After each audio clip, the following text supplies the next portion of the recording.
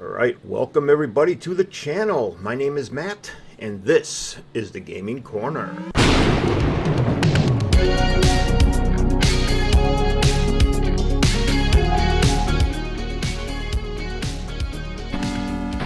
Alright, so as I've been doing lately right now, because of the amount of buys, I've been kind of filming everything a little bit earlier and separating it into parts. So this will be part 4, 5, I don't know, I lost count.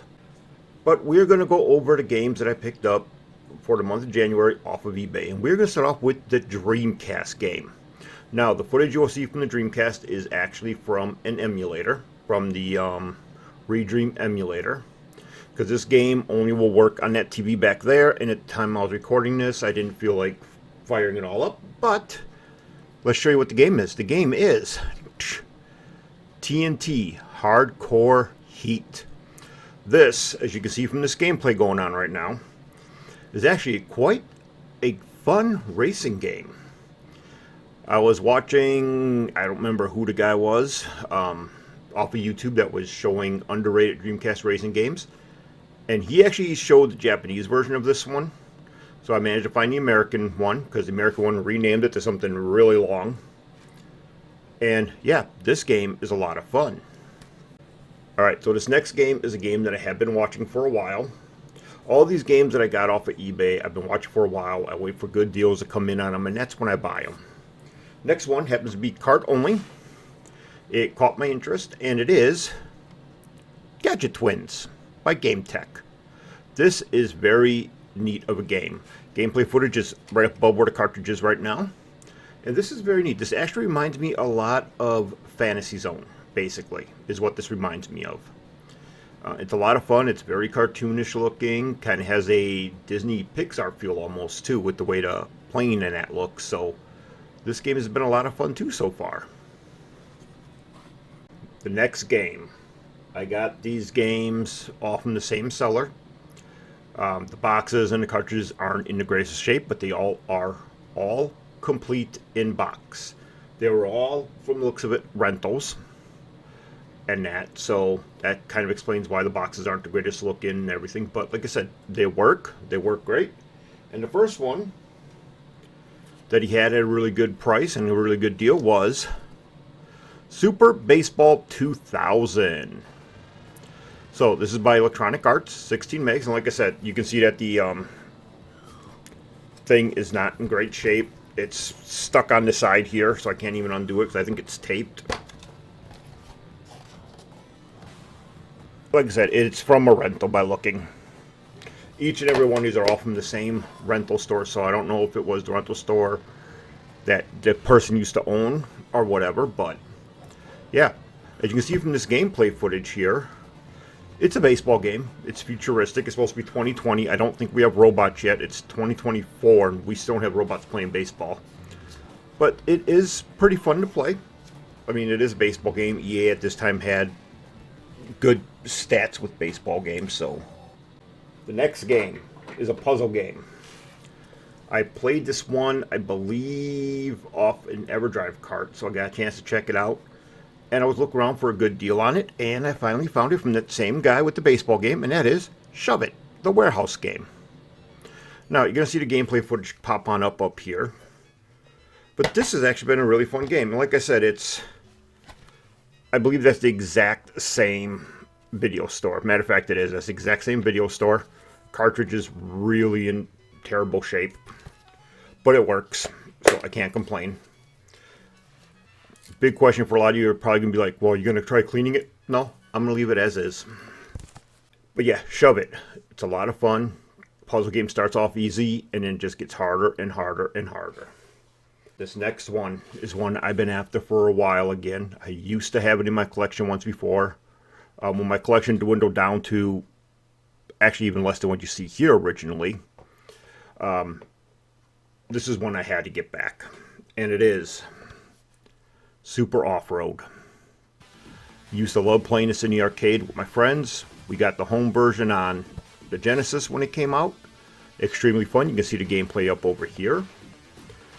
This game is a lot of fun. Even in single player mode, it's great, but if you can get a friend to play this with you, it's even better. playing with 2 people at one time. I do like the graphics in it. It's easy to control. To me, it actually looks a lot like the arcade. The only thing you're missing is that steering wheel that you used to use. The next game.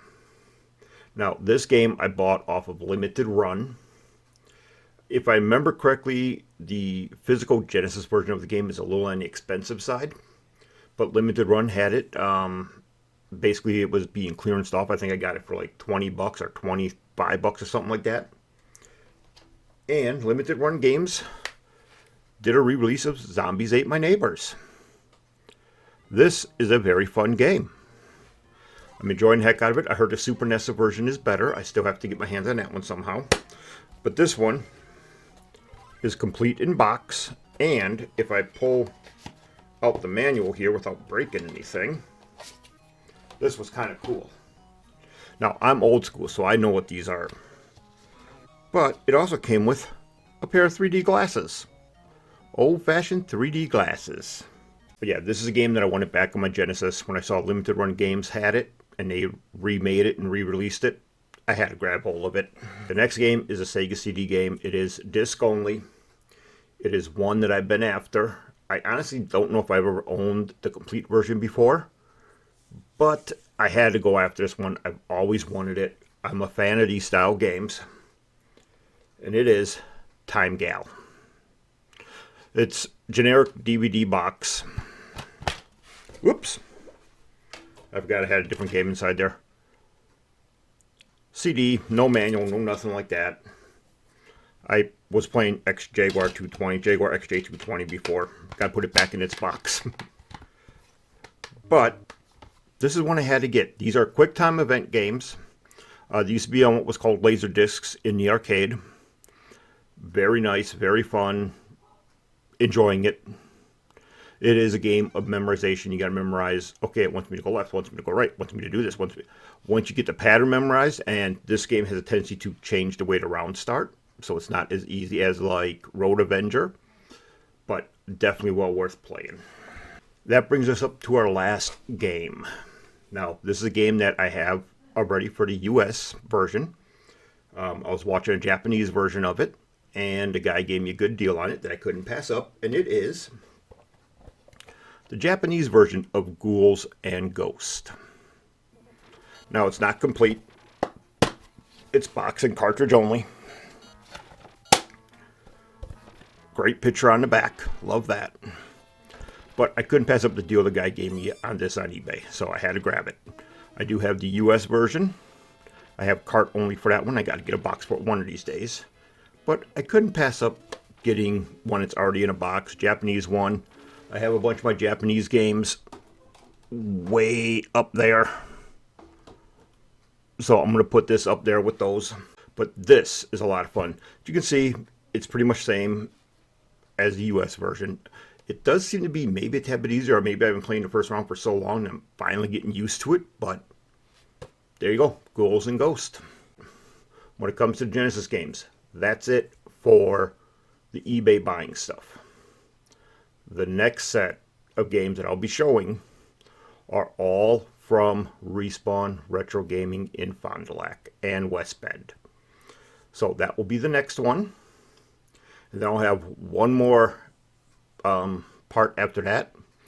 When I was originally buying all this, I was going after Sega Master System games, so I did start off with those. Waiting for better deals to come in on some of the other games I need, because now all the games I'm looking at are expensive, so I need better deals. So I'm just waiting, playing it out, and that's how it's going. But that's pretty much what it is. I put games on a watch list on eBay. I wait to see what kind of deals I get in.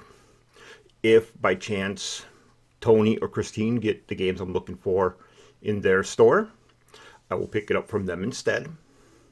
Like I said, I agree with supporting your local retro stores. So make sure you're doing that. Support your local retro stores. And I will see you guys in the next episode.